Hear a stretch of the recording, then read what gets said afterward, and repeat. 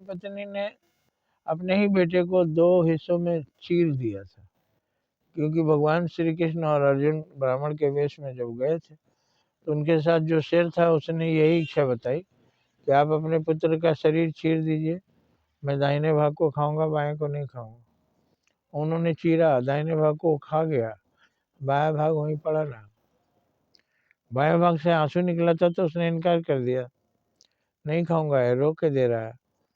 तो बाएं अंग ने कहा था कि मैं इसलिए नहीं रो रहा हूँ कि दर्द हो रहा है, मैं इसलिए रो रहा हूँ कि मुझे सेवा का मौका नहीं मिल रहा है। ये क्या विचित्र अर्थ है। फिर भोजन परसवाया जब भगवान अर्जुन और श्री कृष्ण ने, उनके पति पत्नी का 4 थाली हुआ, एक पुत्र का भी कहा लगाओ और बुलाओ पुत्र को, आएगा। और उन्होंने बुलाया पुत्र, वो आ गया, भोजन किया, राजा प्रसन्न हो गए। इस कहानी का क्या मतलब है? अरे सेवा तो लोग धन से करते थे, वस्त्र से करते थे, सब तरह की सेवा, लेकिन राष्ट्र सेवा के लिए जब पुत्र को बलिदान देने का मौका आता था तो भी यहाँ के लोग तैयार हो जाते थे, मेरा बेटा फौज में जाएगा, दुश्मनों पर गोली चलाएगा, और अगर मर भी जाएगा तो मुझे इसका अफसोस नहीं होगा, क्योंकि वो देश के लिए शहीद हुआ। तो गौरव की बात मानते हैं लोग। तो वो हो गया दाहिना हिस्सा खाना पुत्र का। अब पुत्र की बधू जो है वो रोती थी, वामांगी है, बायां अंग होते हैं स्त्री।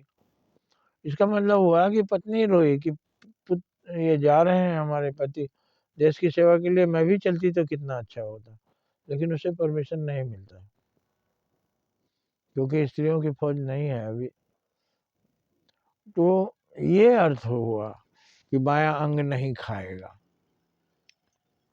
अगर इस अर्थ में देखा जाए तो बात सही है।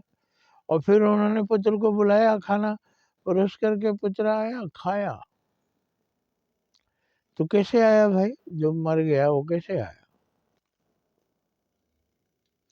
इसका मतलब हम पुनर्जन्म में विश्वास करते हैं शहीद होकर के, वो मरा नहीं, आत्मा अमर है, वो कहीं फिर जन्म पाया, ये अर्थ है। मर नहीं जाती आत्मा तो अमर है। तो पुत्र मरने के बाद भी आया। इस तरह से जो शहीद होते हैं वो अपने पुत्रों को जीवित मानते हैं, मरा नहीं, अमर हो गया। अमर मन नहीं मरा। अब वो बहुत से लोग ऐसा करते हैं, पुत्र की भी आरती लेते हैं, पुत्र को भी भोजन मूर्ति में जाकर हम लोग खिलाते हैं।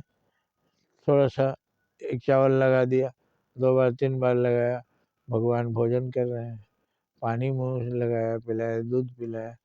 तो इस तरह से हम प्रतीक रूप में मानते हैं कि इसमें भगवान है और हम इनको खिलाएँ। तो वहाँ अब लोग वहीं तक सीमित रह जाते हैं कि मूर्ति को खिलाएँ, मूर्ति खाती तो नहीं है, लेकिन मूर्ति खाती है। आप बताइए, मूर्ति खाती भी नहीं है और मूर्ति खाती है, इसके दोनों का क्या मतलब है? ये मूर्ति जिसको हम खिलाते हैं वो तो नहीं खाती है, लेकिन हज़ारों ऐसी मूर्तियाँ घूम रही हैं भूखे-प्यासे जो खाती हैं, उनको खिलाइए। ये अर्थ है, वो समझना पड़ेगा। समझ नहीं पाए तो समझ गया सो ज्ञानी है, ना समझा सो अनाड़ी है। इसमें समझिए, हम मूर्ति को खिलाते-पिलाते हैं, वो खाते नहीं, सामने देखते हैं, पर हम मान लेते हैं खिलाए। उसमें क्या शिक्षा दिखा है कि इस तरह की बहुत सारी मूर्तियाँ घूम रही हैं जिसके अंदर भगवान है, कुत्ते के रूप में। कुत्ते में भी भगवान है, बिल्ली में भी भगवान है, चूहे में भगवान है, सर्वत्र भगवान है। पेड़ में, पेड़ को जल चढ़ाते हैं, एक तो फूल भी चढ़ाते हैं कि हमारे पूज्य हैं, क्योंकि ये हमको ऑक्सीजन दे रहे हैं, फल-फूल दे रहे हैं, बाद में लकड़ी छोड़ जाएँगे, लेकिन जब तक रहेंगे पूरे जीवन हमें ऑक्सीजन देते हैं। तो मूर्ति को खिलाने का मतलब आप समझ गए कि वहाँ आपने नाटक किया खिलाने का, और ना मूर्ति ने खाया ना आपने खिलाया, केवल नाटक हुआ। लेकिन असली अभिनय होता है जब आपके सामने कोई भूखा आ जाता है, तब आप उसको खिलाइए।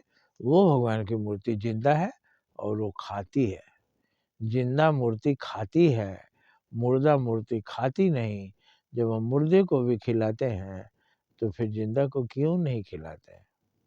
जय हिंद, जय भारत।